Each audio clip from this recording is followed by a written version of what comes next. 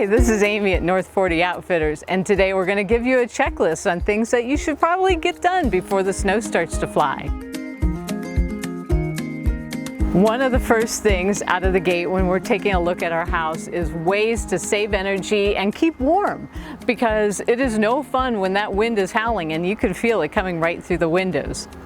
One way to figure out, if you don't already know, is whether your windows are allowing air to come in is to go up and feel them. And one little trick is to take a candle and put it near the window, especially at the bottom and at the sides. And if you see that flame flickering, you know that there is air coming through, and you really should do something to stop it before it gets cold, and also helps raise your energy budget, because you got to keep that furnace turned up to mitigate for that wind coming through. So one of the easiest things to use is weather stripping. If you're having issues with air coming through your windows, bring this out and seal that around, because over time, of course, as the house settles and shrinks, and also sometimes window frames shrink, there's space, and this helps to take up that space and keep that air from coming into your home. Another option, particularly if you have older windows that aren't double paned or aren't as efficient as they once were, a really easy and less expensive trick than to replace everything is to use this window sealer. You just stick it along the window and then tighten it up with a hair dryer. It's a very simple, easy way to go, and it really does help.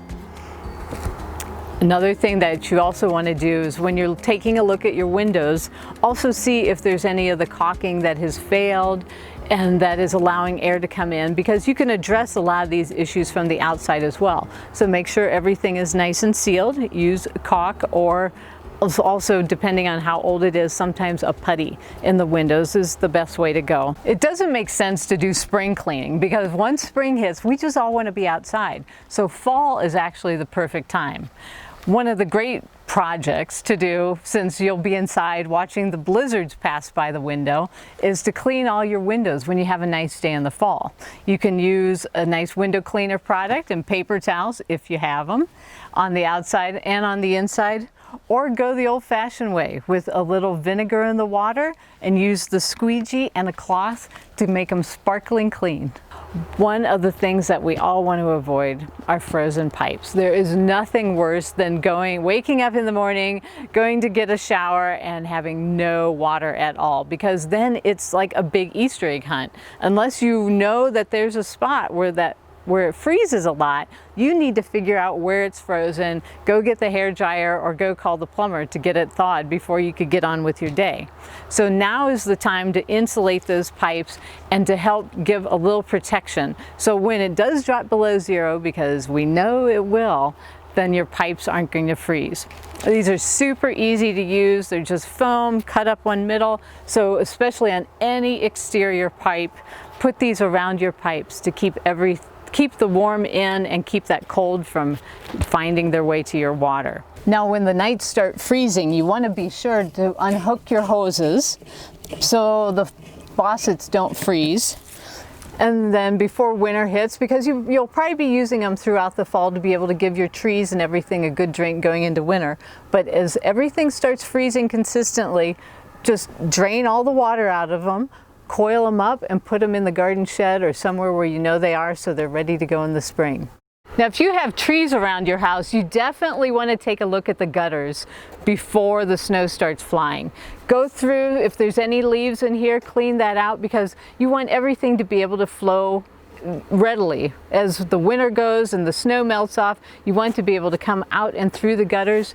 And also you want to check your drains to make sure that even though the gutters are clean, the drains are looking good too, so you get all that water away from your house. Now, for those who have crawl spaces, and you had the vent for this crawl space, you don't want all this cold air coming in the winter. So usually about October or so, when the nights are starting to freeze pretty consistently, just take your little vent and close it up. So you're preventing the ice and the cold to come in and potentially freezing pipes. Now, don't forget though, then in the spring you want to open it back up, because you don't want the moisture to build underneath. But for now, keep her shut and keep it warm. Another issue when we're talking about heat is the furnace. Now the furnace is going to start clicking on here pretty soon, and we want to make sure that we have everything filtered correctly, and it's so much easier to do it in the fall. A lot of times we'll think about it in the middle of winter. You pull out the filter that was from the previous year and you're horrified. So we want to be able to change these early and actually change them every month or so for the best air circulation, because we're going to be inside and we're breathing the same air, so we want to make sure it's as clean as possible. And you'll really be surprised at how dirty these can get. Another thing you want to do in the fall before the winter comes is to take a look at your dryer vent. A lot of times, depending on how far it has to go, lint can build up and it can be a fire hazard. So just get in here with something or take this apart and be able to pull out any lint that's in there and just make sure the whole run is clean. Another thing to think about, if most everybody has the furnace, but a lot of us have fireplaces too. Fireplaces are wood stoves, which are absolutely wonderful to get that nice and toasty bone warming in the wintertime when it's really, really cold outside and you have the stove inside. But you also have to take care of it. So inspect your stove now, look for any cracks or any places where you need to reseal it, especially around the door. If it's not closing correctly, see what the issue is. If you need to add anything to make the gasket tighter so it closes properly, you want to do that now versus when you have those fires going in it. And this is also a good time to schedule a chimney cleaning. Nothing beats a good physical chimney cleaning, but in the meantime, if you just can't get one done in time, the creosote control, the fire, you just pop these in the fire and it helps keep that creosote clean on the inside of the stovepipe so you don't have a chimney fire down the road, which is dangerous and destructive and can be costly in so many ways. So use this periodically. Always be sure to get that physical cleaning too though. If you need any tips on how to get your house and your garden ready before the snow flies, go to any of our North 40 locations or visit us at north40.com.